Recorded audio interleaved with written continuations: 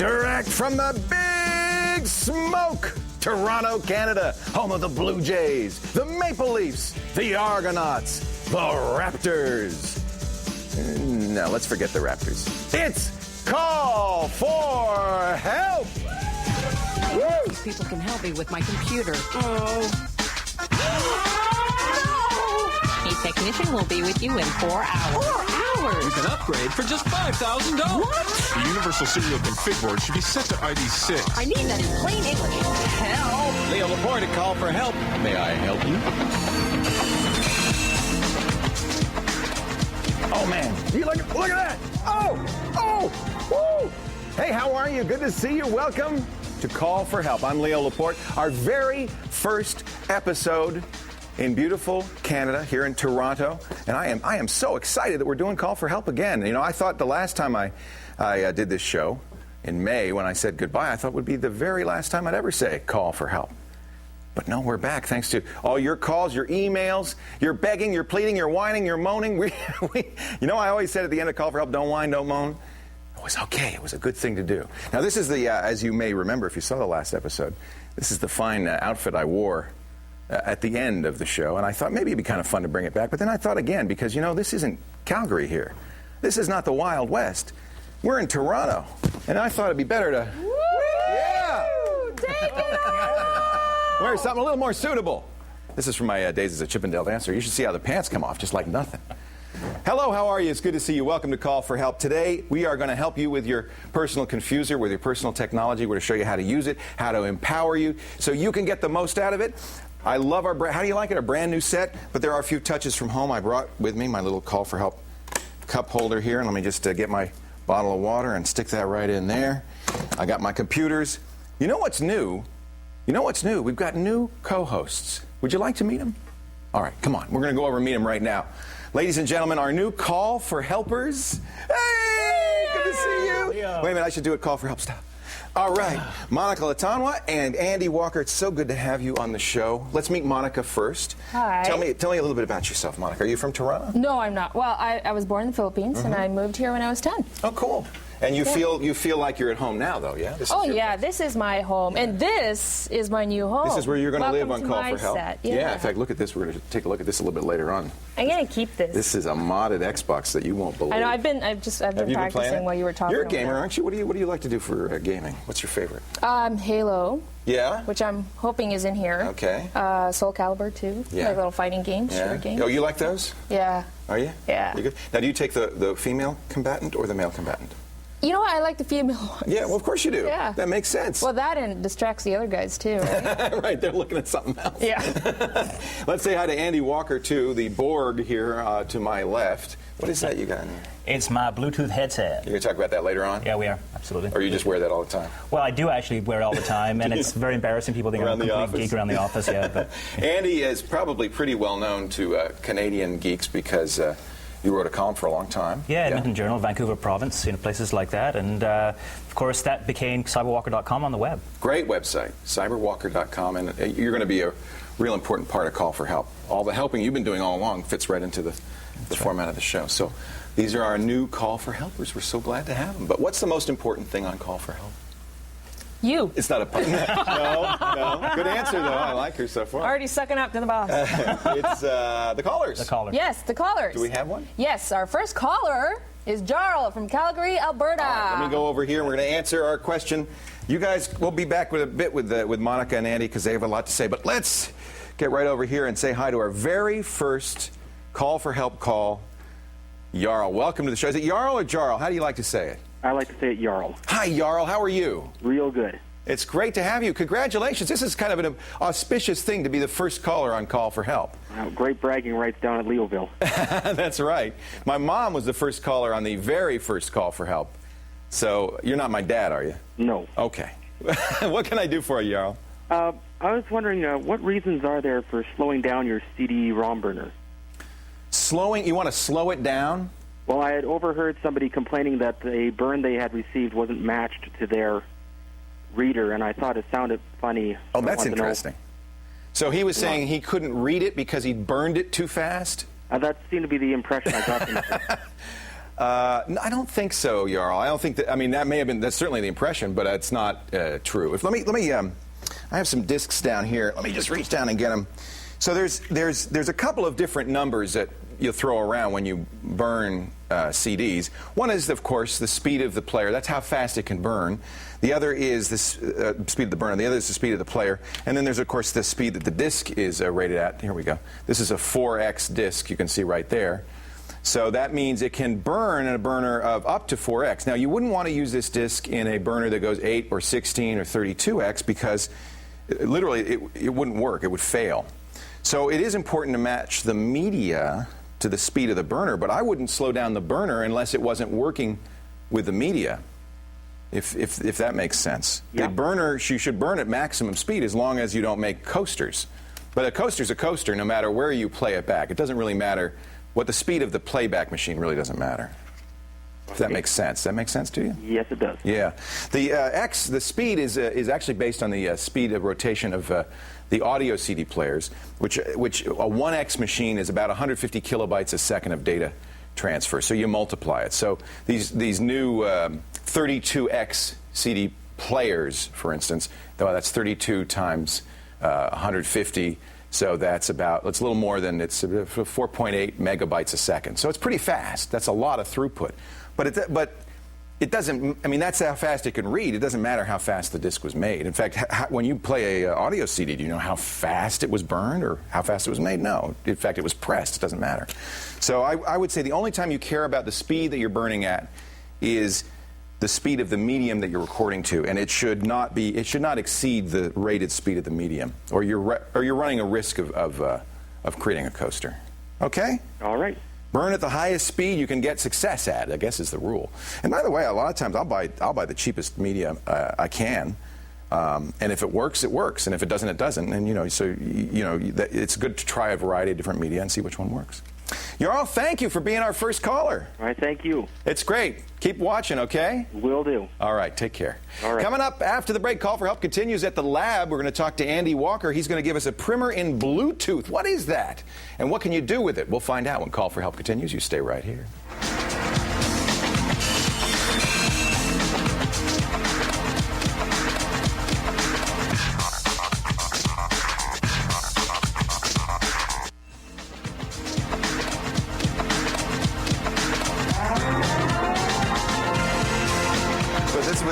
Oh, Canada.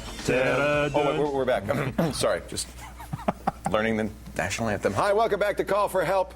Andy Walker is here. We're going to talk about the wild and wacky world of Bluetooth. For a long time, I thought Bluetooth wasn't going anywhere. Yeah. It just seems stalled, stuck in the lab. Because they announced it like 4 years ago. Yeah, 97, 98, somewhere like that. Oh, that long? Yeah, a long, long time ago. But now you're seeing a lot of Bluetooth devices. We're going to show you some. Where did Bluetooth come from? Bluetooth was sort of a consortium of companies that got together and said, let's get rid of the wires. No wires. No more I wires. like that. Yeah. So it's a wireless technology designed for gadgets to talk to each other. Mm-hmm. So Nokia and Ericsson and a bunch of IBM. Cell phone companies. Cell phone companies and IBM and Toshiba, and those guys all got together into what's something called a SIG, a special interest group, right, and said, let's create this technology. Bluetooth, the name, where's that come from? Harold Bluetooth, which was a... Oh, Harold! It's a they Viking. Call him Harry. He was a Viking in the 12th century, a Danish Viking that brought the Danish nations together under Christianity. So the idea being Bluetooth brings stuff together. It's unifying. Okay. It's unifying, right. Okay. So Bluetooth today is a wireless technology. Get rid of wires, not for networking so much, but just for devices connected to your computer. Computer, or the best way, where Bluetooth's really sort of caught on is, things like cell phones. So I have this wireless earpiece here. So there's no cable running down my body to my cell phone. It's talking over wireless airwaves. So I can chat on that, and there's no wires in evidence. So there's the microphone, and this is the earpiece you can hear from. Right. And then what? There's a transmitter in here? It's a little chip inside there that basically talks in the 2.4 gigahertz radio spectrum. Okay. In the same sort of area of the radio that Wi-Fi talks and cordless phones, things like that. Oh, well, that's interesting. Is that a lot of interference? A little bit here and there. I mean, that's a busy area of the radio spectrum. So yeah, it's a little bit, but it's generally pretty good. Okay. So this have to have a Bluetooth phone or no? Yes, you have. So I brought today the Motorola V600. Okay. All right. So this is the phone that this would work with this. Although, would any Bluetooth phone work with any Bluetooth headset? Yes. Okay. Yes, it's not brand specific. So it's a little shiny there. So this is a phone that you would buy that would be specifically designed to work with this. This is the Motorola V600. It's their high-end phone at the moment. Okay. And yes. Cool.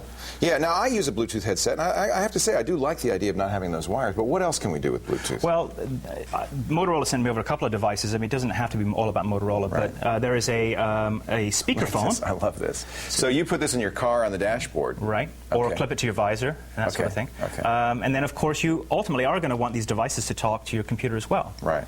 So, well, for instance, I use my modem, my cell phone as a modem. And I can surf the web because this is without any wires. This might be in my backpack or my back pocket, and I can surf the web by contacting the cell phone. Similarly, I can synchronize phone numbers. Mine has a PDA built in, so I can put a calendar in there, things like that. Yeah. On a future show, I'm going to show you how to do that. Oh, that's cool. Oh, that's neat. Now, do all computers have Bluetooth? No, you have to get a special dongle. Looks like a tooth. Looks like a Bluetooth, but it's not. It's Here's his dongle. Andy's showing us his dongle. Okay, so this is a USB thing. Yeah. Okay. So basically, that turns the computer to be able to receive and send Bluetooth signals to any other Bluetooth device around. I get it. So, any special software I need? Is it a Windows. Sometimes you have to download special drivers based on the manufacturer, but most of them come with drivers built in. Right. Not built in, but in the kit. Right. So when you plug it in, it'll automatically install. Yeah, I use OS 10 on a Macintosh. Many Macs, laptops especially, have Bluetooth built in now, and OS 10 automatically supports it. So yeah, you take something like this and plug it in, it'll work just fine. So Bluetooth is used primarily to connect devices that would otherwise be connected with wires. Can you use it to network like you could use Wi-Fi? Yeah, you can, but it's a little slow. It's a little slow. So, how fast is Bluetooth? You're looking at about 700, kilobits per second, sort of thing. So it's pretty, that is slow. That's a lot slower than your internet connection. Well, it's about a tenth as slow as your Wi-Fi connection under the very base level. Okay. So it really is for moving text and a little bit of pictures. I use it to move pictures back and forth from my cell phone to my computer. Oh, that's neat. Which is, so you take a picture and then you'll copy it over. We have in the studio, we couldn't get them to work, but we had Bluetooth mice, Bluetooth keyboards.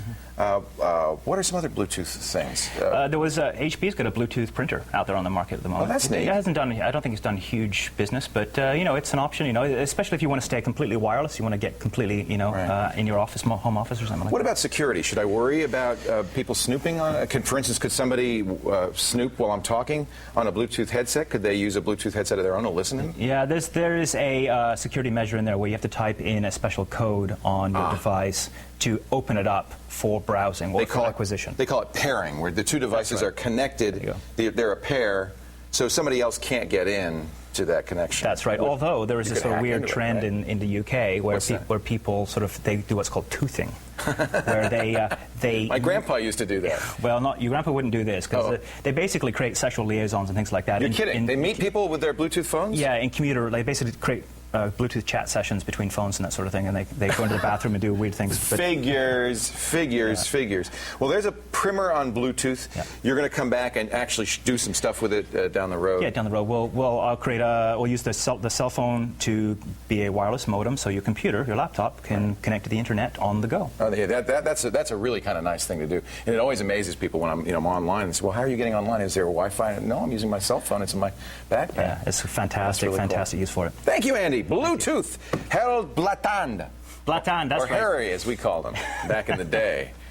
After the break, free files, but first, it's our quiz question of the day. Are you ready? Here we go. Our quiz. Yes, the quiz question lives on. Where did the name Bluetooth come from? Oh, I hope I didn't give this away. A Danish king? IBM's Big Blue? It's a dental term. It's a dental term. Or is it a kind of Belgian waffle? But we don't have prizes yet. We're still getting started, but you can still answer this in your head, and we'll talk about it a little bit later on as Call for Help continues. You stay right here.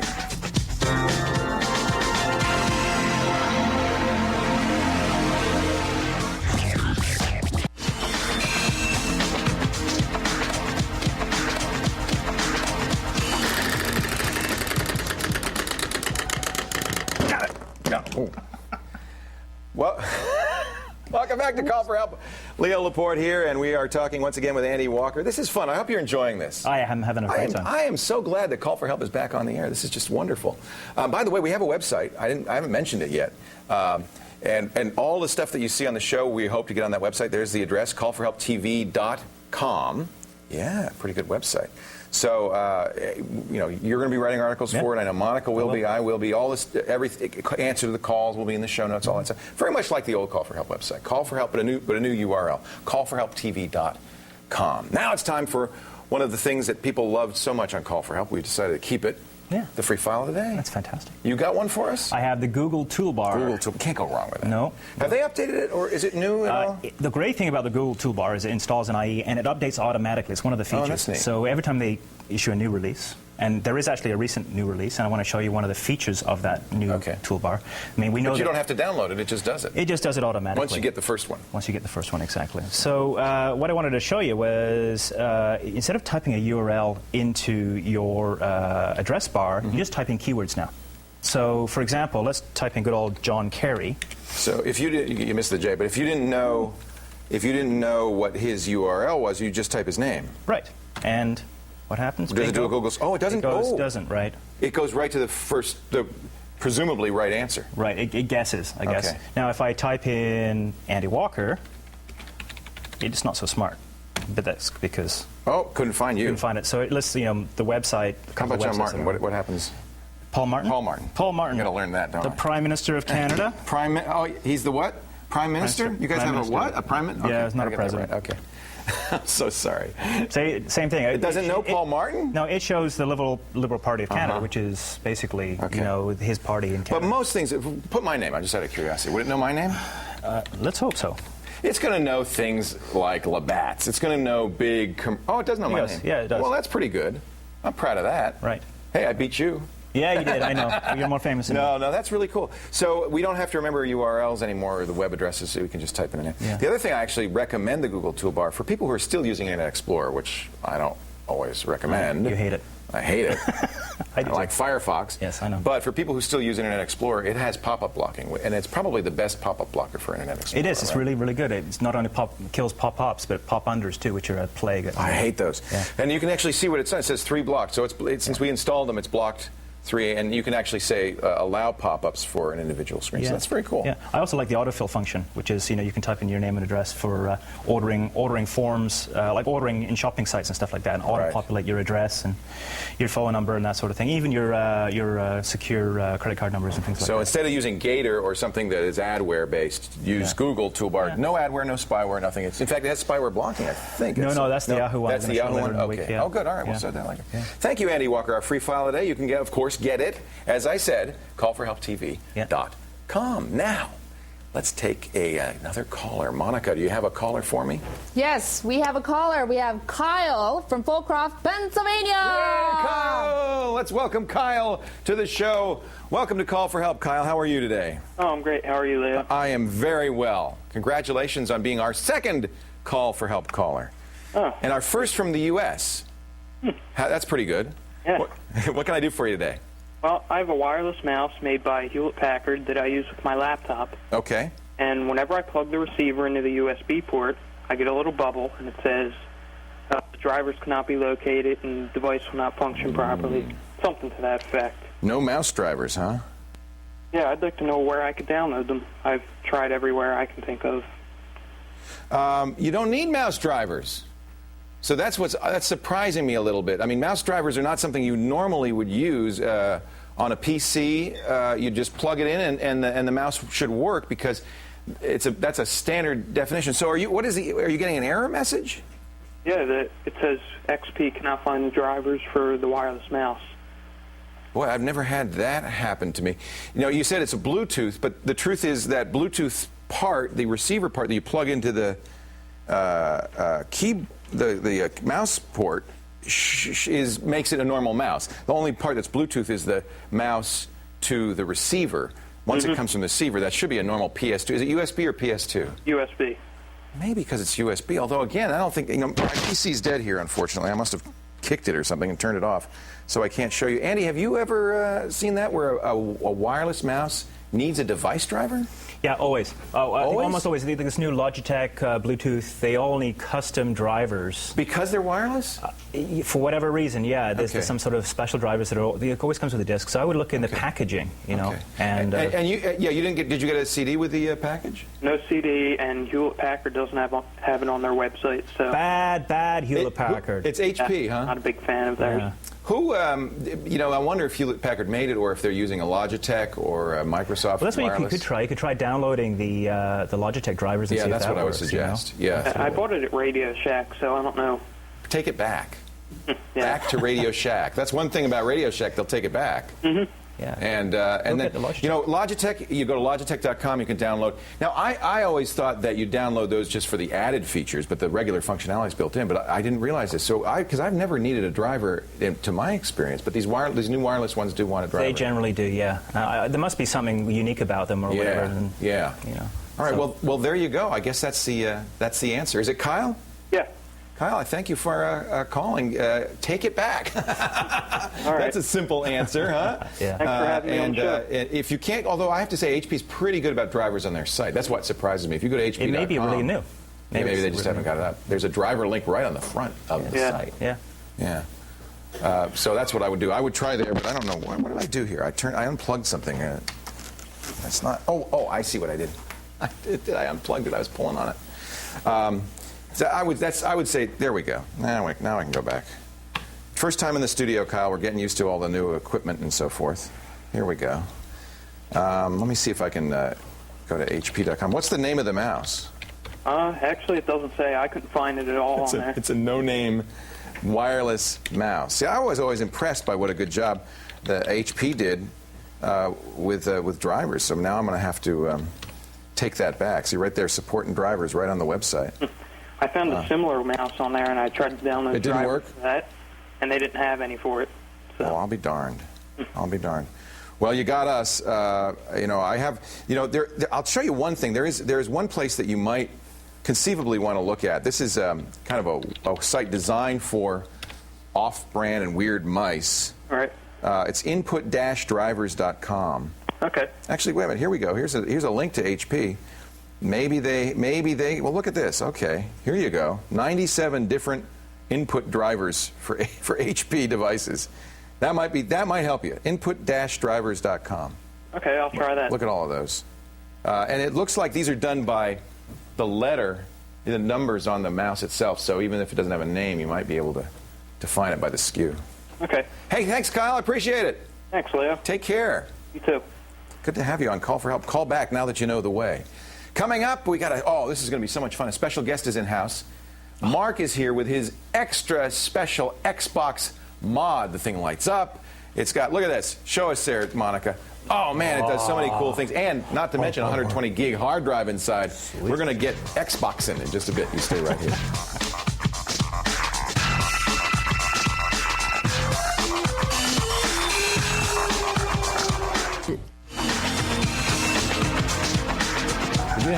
I guess I'm getting old. Hi, welcome back to Call for Help. I'm Leo Laporte. Oh, we've got a great guest for you right now. Mark Douglas is a system administrator. He works in the computer industry, but by night. He likes to mess around with stuff, hack around with stuff. Mark, welcome. He's going to show us an Xbox mod that he did. First of all, happy Sysadmin Day. Yeah. Did you know Friday. July 31st was Sysadmin Day? Yes, I did. Congratulations. Yes, I did. Yeah. Did you know that, Monica? Just a little late, but that's okay. No, I didn't. Okay. No, So we're going to have Monica as our guinea pig because she's a gamer, so we're going to let her play with us a little bit. But look at this. This is your Xbox mod. Tell us what you did to make the Xbox. First of all, I can tell you painted it. yeah. It's definitely not your standard run-of-the-mill Xbox. I've painted it. It's got 3 tones on it. I've replaced the jewel, and I've installed a whole lot of LEDs. Where'd you get a new jewel for it? Let me show it over to this camera here. I actually. Oops, I turned it on. Let me turn it off again. I actually ordered that online. That's really cool. There's a site that will do. They'll do custom ones. They will do all kinds of stuff. Is that a Tiki? What is that? Autobots. That's There you go. Oh, see, Monica knows this stuff. Autobots. That's right. Transform. Yeah. Transformer, huh? And then this is cut out. You got Yeah, so you cutout can grill, and then I removed the top of the DVD drive as well. So Can you open it up actually for us? see- Can we see what's yeah, inside? absolutely. We can see if this comes off. What It's a else did you little do sticky. internally? Internally, I've replaced the hard drive. I have The normal Xbox hard drive is what, about 8 gigs? Yeah, it's about 8 gigs. They started producing them with a couple different things. This is attached on the top. How big is your hard drive? This is a 120 gig drive. Well, see, that's a big difference. Why do you need such a big drive, though? Well, you can back up your games, and it makes it a lot more convenient, especially... So all your games are on this hard drive? Yeah. How many? I've probably got 40 or 50 games on there. Right. He did some other cool things. I really like this, Monica. Look, we've got LEDs on the front. So you know that you're connected. You have for the game ports, and then you have these three, or what, network activity? Yeah, one is power and one is network activity. Did you put a mod chip in here, too? Yes, I do have a mod chip. So let's see that. Can we turn it on? Yeah, Maybe you want to close it before I turn it on so we don't zap anybody. Oh, look at how this lights up, by the way. Look at this. Beautiful. So pretty. The jewel lights up blue. And did you have to put special LEDs in here? Yeah, this is well, no, for the jewel, I just arranged them around the sides, so it's not too big of a deal. Okay, let me get this on this side. The souped up Xbox. Which we've now broken, by the way. Now take a look all at these extra LEDs. Let me start it up again because I want people to see what it looks like when it starts up. Because there's one thing. Can you take the screen now? Because I want to show you when you first turn it on. Okay, can you take the Xbox screen now? Yeah. When you first turn it on, look, it's blue. Yeah, it's blue. That's pretty. How'd you do that? So now that's a mod. yeah, that's the first thing a lot of people And by the way, notice. Executor 2 right there, that's the mod chip that you put into That's that. correct. Okay. That's correct.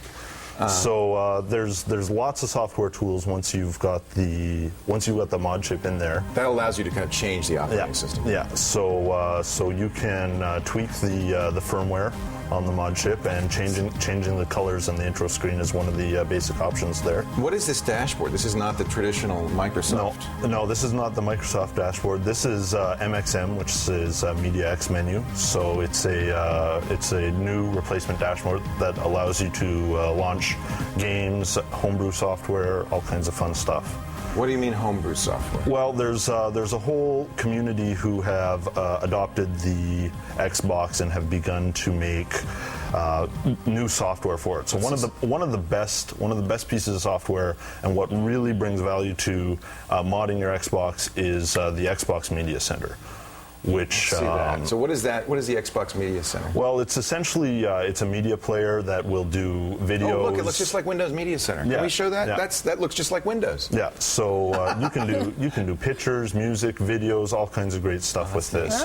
So this is another reason for the 120 gig drive, is that I can put movies, videos, and anything. Let's see the games though. I want to see the games. You want to go to the games? All right. Monica, you don't want to see weather. You want to see the games. But why is there weather? There's weather on the menu? Yeah, that's one of the things you can configure. It'll check your weather, so you can be sitting here listening to music. So you know when you can stay in and play games, right? That's now, right. that means you have a network connection for this. Yes. Now, I know with some mod chips, when you play Xbox Live with a mod chip in there, they ban you, right? Yeah. So what do you have a switch? How do you handle, or you just don't play Xbox I just don't play Xbox Live with this Xbox. When I want to get on and play Xbox Live, I use my somebody else's. Your unmodded Xbox. Always keep one around, just in case. Yeah, that's right. Microsoft does not probably like it that you're doing this, but on the other hand, what are they going to do about it? That's right. And when you do things like with the Media Center, it brings a whole new level to the Xbox, which is they should like that. Yeah, which is something they're not really supporting, but it's definitely something they should. Some people say that the issue for Microsoft is, first of all, they sell the Xbox below cost, so you're getting a lot of value. You're really getting a big computer for very little money. Absolutely. And secondly, that you're doing stuff that they plan to do but don't do yet, and so you're kind of scooping them on it. Yeah, so Monica, let's pick a game that Monica can. What game do you You got want? Soul Calibur 2 right there? Soul Yes, I Calibur do. 2? All right, so show her how you would pick it. I think this is kind of cool, the interface. You can actually see the icons of the games as Yeah. Look at that. So you can scroll down. you even got Look at all the Hitman, games. too. Look at all the games he's got on here. Oh, look at that. This is MXM. Yeah. And how do you get all this stuff? You download it? Where? Yeah, there's the best place to go for pretty much all of your Xbox needs for modification is xbox-scene.com. Yeah, that's a great site. That's where I got my Executor chip. They've got everything there. Yeah. They've got a great forum site. They've got tons of tutorials, facts. Lots of people have written all kinds of information on what you do. Everything I've done here is... Is this the Japanese version you have Yes. on here? Do you read Japanese, Monica? Yeah, I'm a little rusty in my Japanese. Apparently, Mark does. There we go. Wow. So this is running off the hard drive. You don't Yep. need. Which character do you like to play, Monica? Ivy. Hello. There we go. Let's get the fully dressed Ivy. Thank you. This is amazing. How much How much money did you put into this?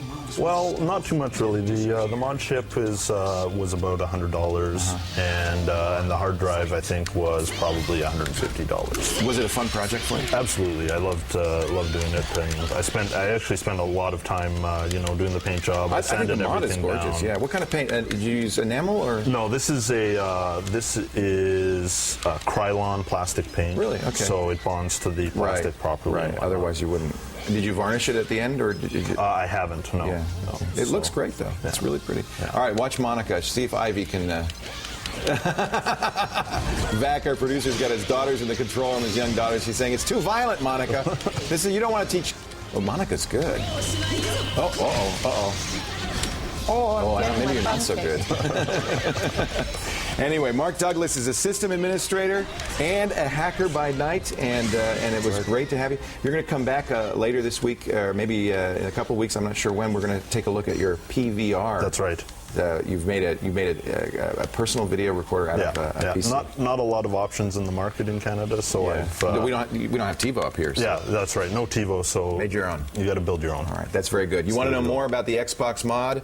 Where do you go? Of course, you go to callforhelptv.com. Callforhelptv.com, our new website. Thank you, Mark. No problem. Also, for more tips on modding your Xbox and links to other helpful sites, callforhelptv.com. What do we got coming up? What's next? More of your calls and a lot more fun on Call for Help. You stay right here, okay?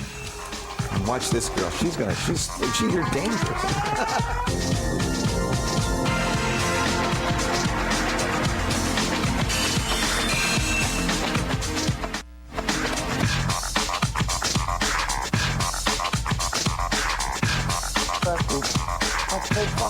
I like this hockey thing. I might just do this. Might be my new thing. Just wear a hockey shirt every day. No? Okay. Ryan's on. Welcome back to Call for Help. Ryan's on the line from Sparta, Michigan. Hello, Ryan. Hey, Leo. Welcome to the show. Thanks. What do you think? It's awesome. I've been waiting for Call for Help to come back for a long time now, all summer. Me too. I was getting awful tired of playing with the goats and just sitting in my farm, and so I'm glad to be back. What can we do for you today? I'm going to be going to college in the fall, and I want to burn some games. I want to burn some backup copies to leave at home in case anything happens to them. That's a smart idea. Yeah. And, of course, the game companies don't want you to do that because, they want you to buy another copy. Yeah. Also, they're afraid, legitimately, games are highly pirated. If it were easy to copy a game, people would just do it. You know me, I'm not a big fan of copy protection, and I do strongly believe in your right to make copies of your own stuff you bought. For that very reason, you should be able to make a backup. So, you want to know how? Are you having trouble? What's the deal? Yeah, I've got some EA Sports games. Yeah. And they're not. Every time I try to burn it, it just keeps giving me read errors and read errors and read errors, and it won't do anything. Well, you know that, of course, you can't just copy it. Use Nero or Roxio and copy a game.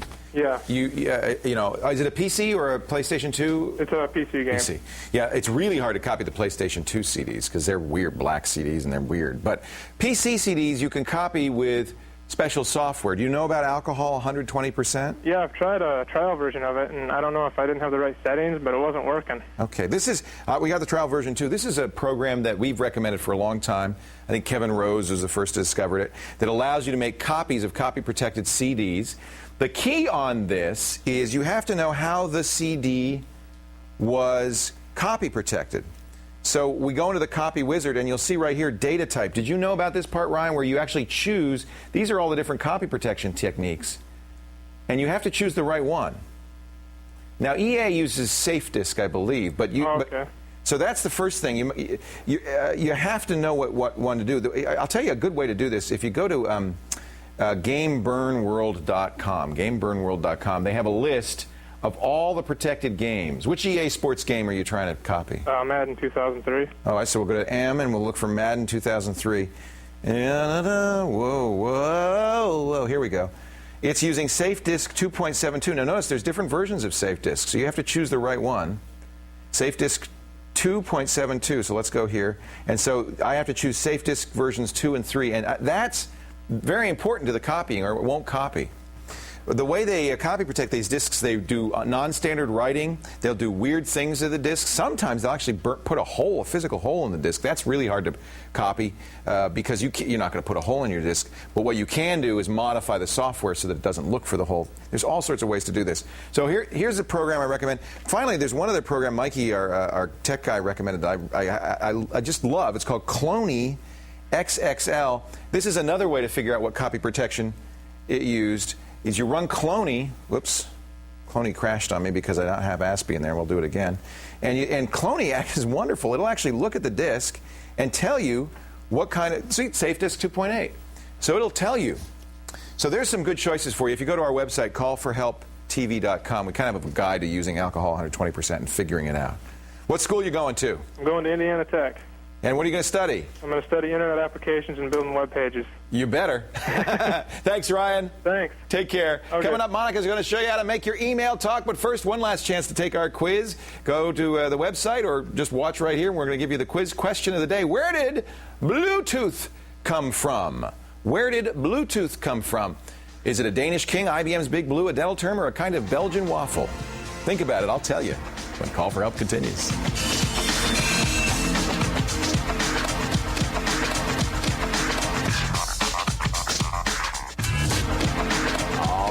Help quiz. Where did the name Bluetooth come from? Of course, Harold Blatan, the Danish king.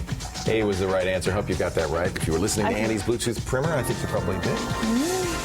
Welcome back to Call for Help. Leo Laporte here with Monica Latanwa. Like the eyewear. Thank you. These are my gaming glasses. I forgot to wear it earlier.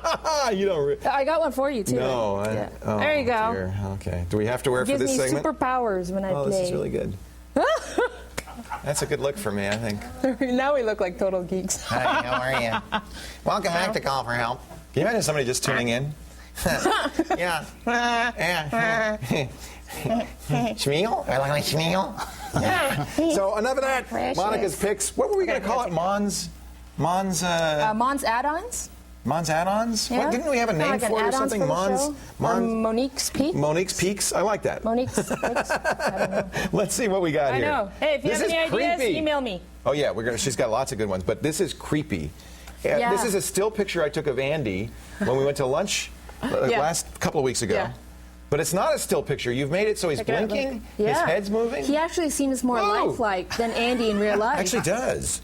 Now check this out. Okay. That's weird. How do you do that? That was a still picture. I know. Check this out. I wonder what I'm going to have for dinner tonight. Maybe I should invite Leo and Monica. Think.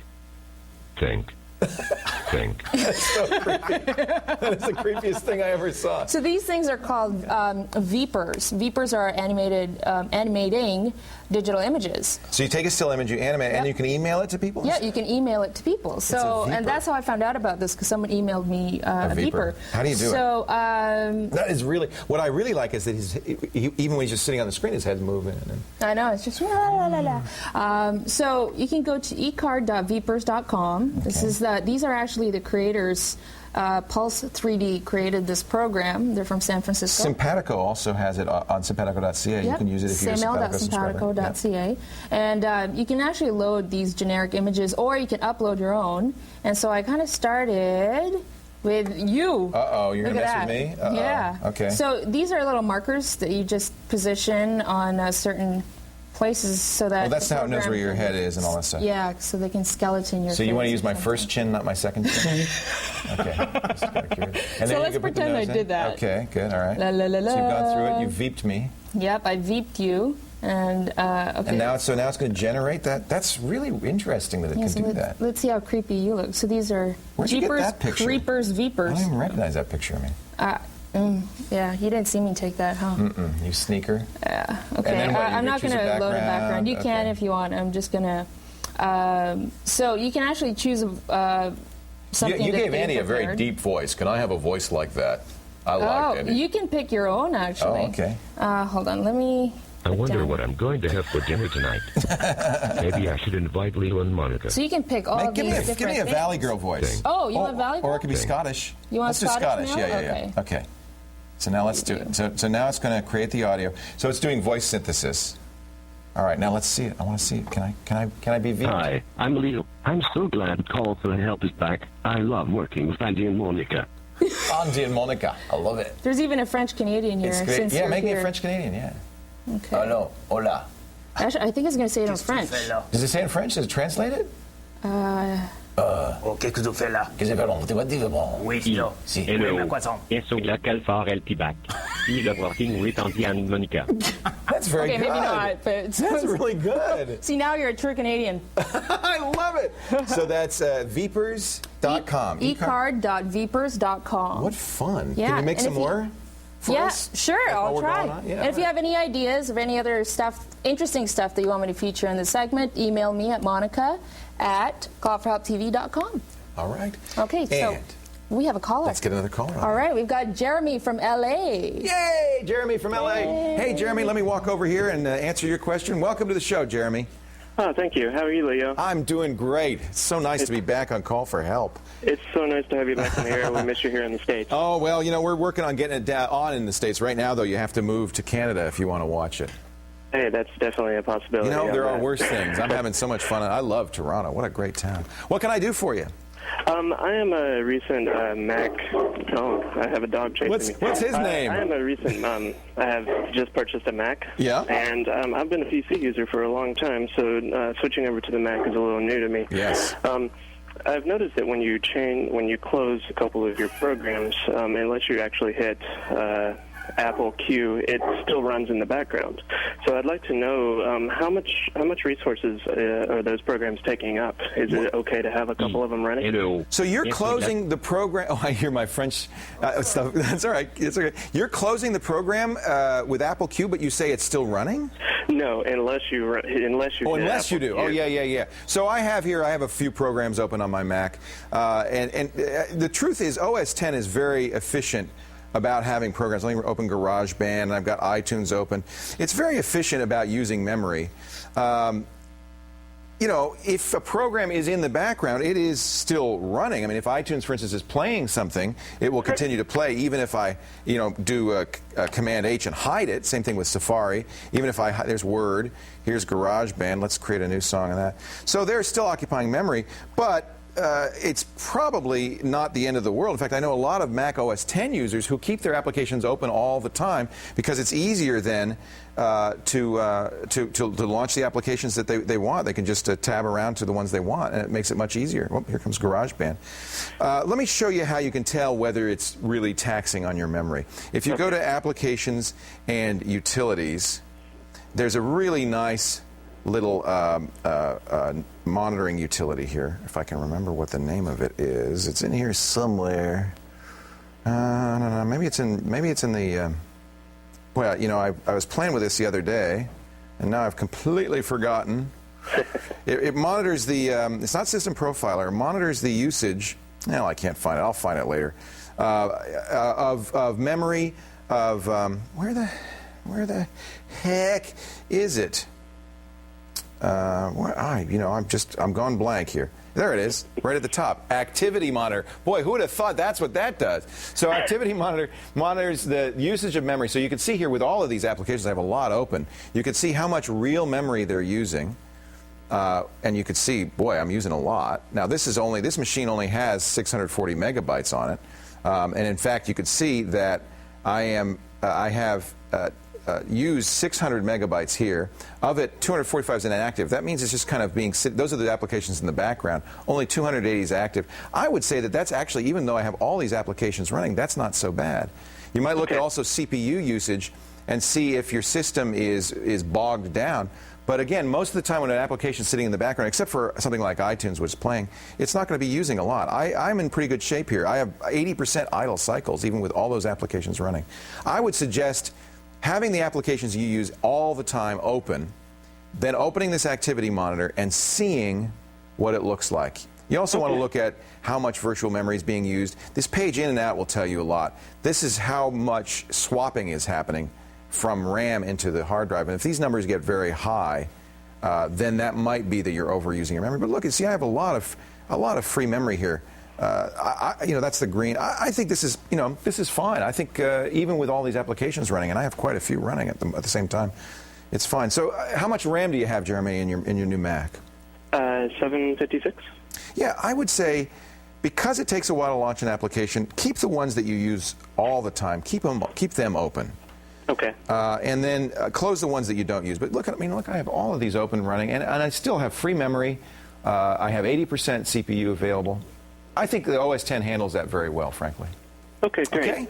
Hey, why'd you get a Mac? Out of curiosity, is you thinking of switching or? I went to college for computer science, so I'm used to the Unix operating system. And I kind of, Mac just seems easier and more user-friendly. So it's great. You've got this great GUI. You've got everything, and you can type ls, and you have all your In fact, since you're a Unix guy, then you don't need to use the activity monitor. You can just use top, which is the same. Top probably. What's the name of your dog? Bear. Bear. He sounds like a bear. So Yeah. Top's telling us exactly the same things we just did with the. That's why I didn't know the name of the activity monitor, because I use Top all the time in the command line. And this tells you exactly the same thing. And you can see that we're in pretty good shape here. Hey, see you, Jeremy. Thanks for the call. And thanks, Bear, for the barking. Okay, thank you very much. I have a message for Bear. Bye-bye. That means we'll be right back to tell you how to contact us after this. Stay right here.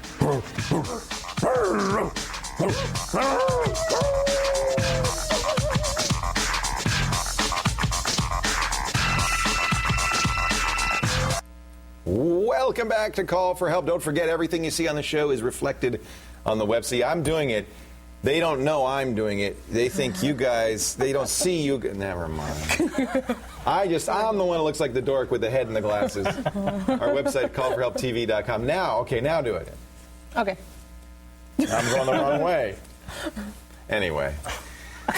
Are these guys whack or what? Monica Latanwa and Andy. Andy actually did a great thing because Kyle asked about these mouse drivers for this Bluetooth mouse that he couldn't get from HP. And you called HP. I called HP, and now we know he's got the Borg thing on all the time. I said, hey guys, where's the wireless mouse driver for? And they said, well, we don't make a Bluetooth. They don't? No, well, they weren't sure anyway. So my guess is that, he has a wireless mouse, that then the drivers are there, but I would double check to see if it's Bluetooth or not, because he assumed it's Bluetooth. He assumed was searching for a Bluetooth mouse driver. Of course, there is none. Right.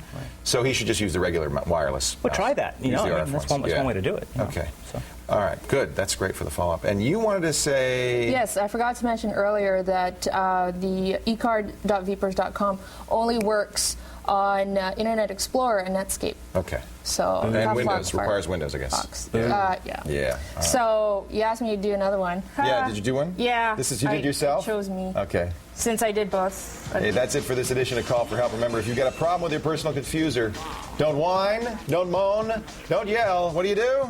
Call for help! I'll see you later.